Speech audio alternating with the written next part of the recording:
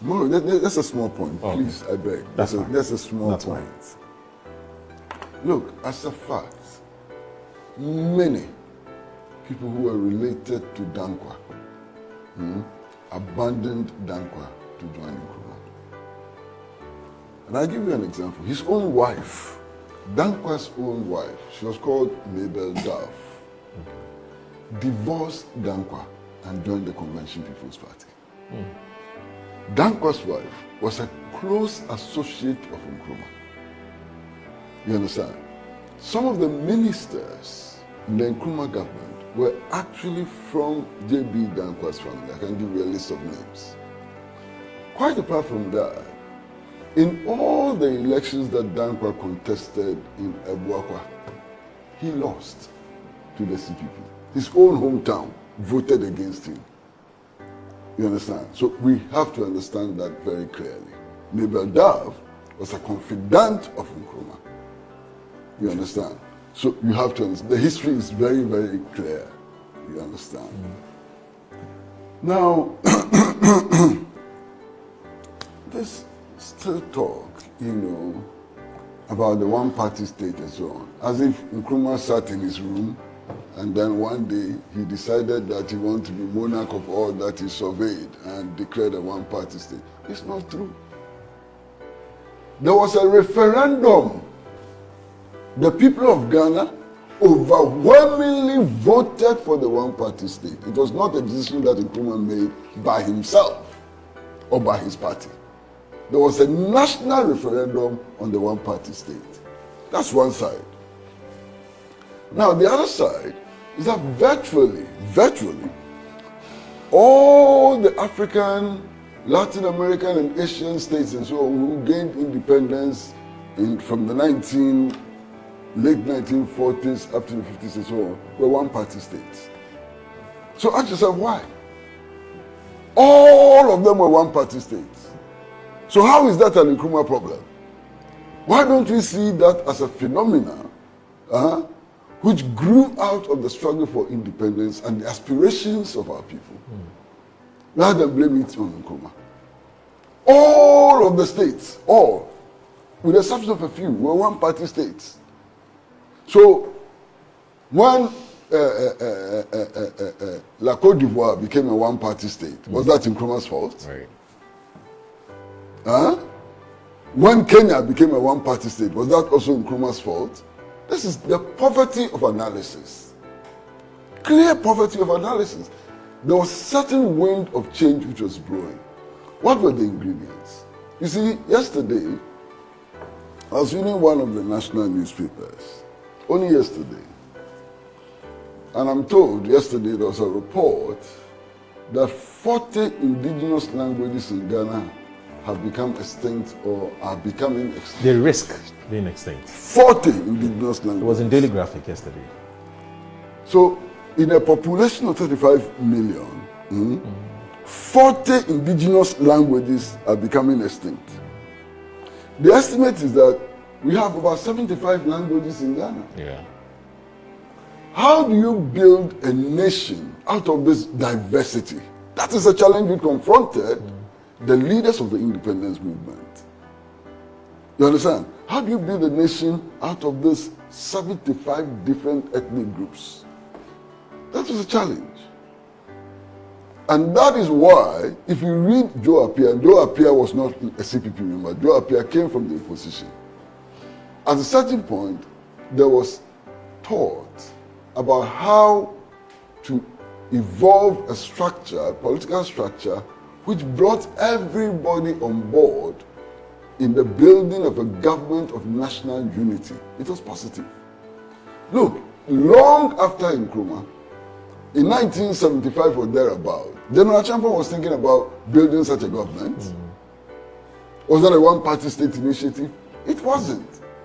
Today, tomorrow, as we sit in the studio, all these heavyweight right-wing leaders and so on, what are they telling us? They are telling us that we should have a national development plan, one national development plan, that every government will be compelled to implement. What are they telling us? If you do the extension, what are they telling us?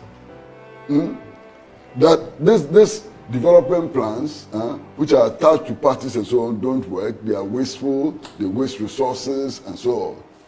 And therefore, in spite of the existence of numerous political parties, you should have one development plan. Haven't you heard that argument? But that's why we have the NDPC. That's why the NDPC exists. Dr. Nimwe Thompson's NDPC, National But the Development Commission. NDPC does not exist to give all the political parties the same orientation, the same solution to Absolutely. the problems that That's confront true. us. That's true. But those who argue for one development plan, saying that let's all have one orientation. Yes. Because if we all don't have one orientation, how do we adopt one development plan? That is for everybody. So they should stop that argument. That argument really has no merit at all. And then there's a claim that he made himself life president. It's laughable. Since over the last couple of weeks, I've taken my time to read the 1960 Constitution. There's nothing in the 1960 Constitution which actually makes Nkrumah life president. In fact, the 1960 Constitution imposed a 5-year term on the presidency. 5-year term is there in the 1960 Constitution.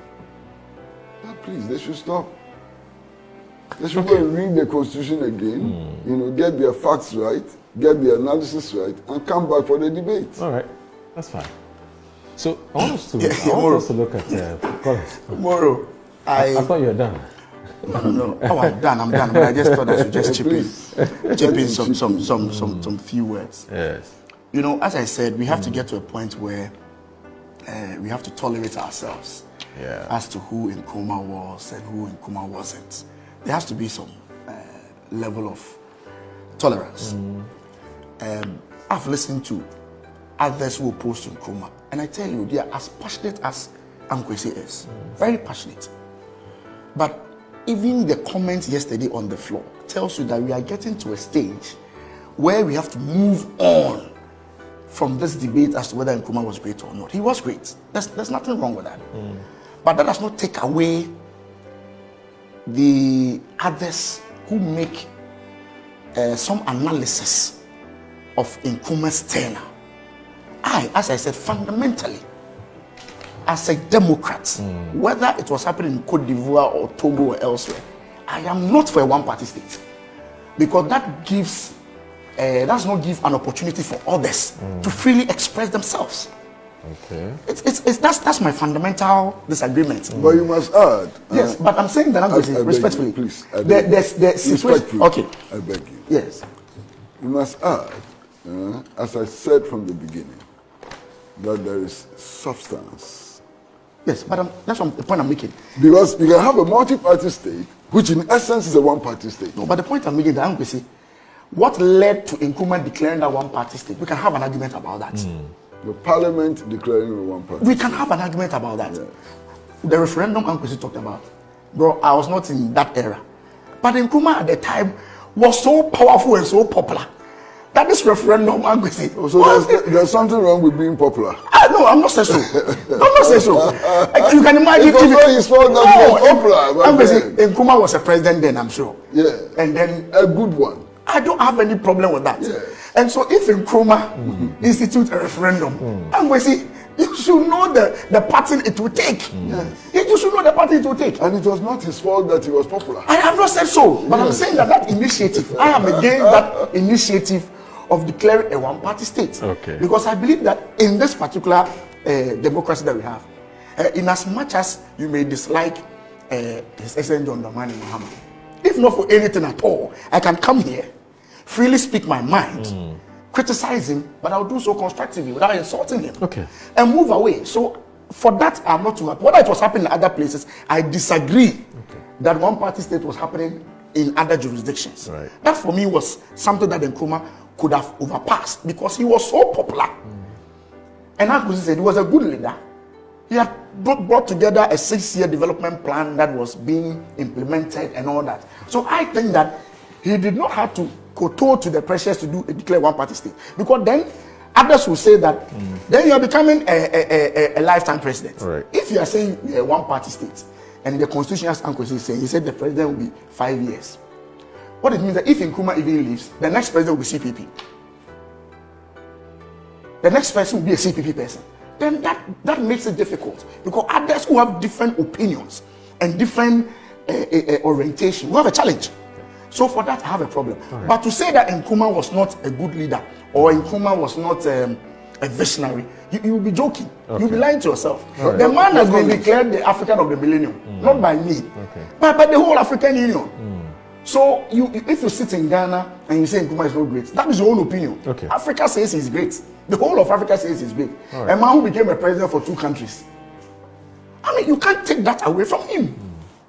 He is. I'm telling you, you can have argument. That's why I remember one time I was there with Kwesi when this debate about whether we should declare one day for Nkrumah or not. Nkrumah does not even need a day. He's great. Period. It's as simple as that. So whether you keep one day for him or not, those who know Nkrumah know that he's great. Okay. And even some of us from our ideological differences, we still know that the man was great. There's nothing wrong with that. All right. That's one small point there. You see, the opponents of Nkrumah were not mounting platforms that you have done today to argue, to put forward the argument, to challenge Nkrumah's theory and so on. They were killing children. That's the difference. They were trying to kill Nkrumah's mother, poor old lady. They were bombing Nkrumah. They were engaged in assassination plots and so on. That's different from a responsible opposition, which is taking a platform like this one and expressing your views. You understand? Nobody is going to take you to prison today for the views you have expressed this morning. Nobody is going to harm you. But if you came to this studio with a pistol in your back pocket to try to assassinate Moro, you won't go back, free. We will arrest you and hand you over to the police. If you drop grenades in parades of school children, you are no longer just an opposition figure, you are a terrorist. And you see, Moro, a lot of people don't know the record. Yeah. Obeche Bilamte was arrested for his involvement in these plots against him. So, you know who were the judges who sat on his case? Justice Van Leer, Justice Kosa, and Justice Akufo-Addo. Go and read their judgment. They, in their judgment, described Obeche Bilamte as a terrorist. President Akufo-Addo's father, President Akufo-Addo's father, actually sat on the case of a case against Obeche Bilamte and came to the conclusion that Obeche Bilamte is a terrorist. 3 judges, Sir Akukosa, Justice Van Leer, and Justice Akufo-Addo, they came to that conclusion. So sometimes I sit back and I wonder, but you see, sometimes you just decide that let things go. You can't be fighting over these things all the time. Otherwise, there's a legitimate question to ask. How do you name a national monument after somebody that the judiciary has described as a terrorist? Okay.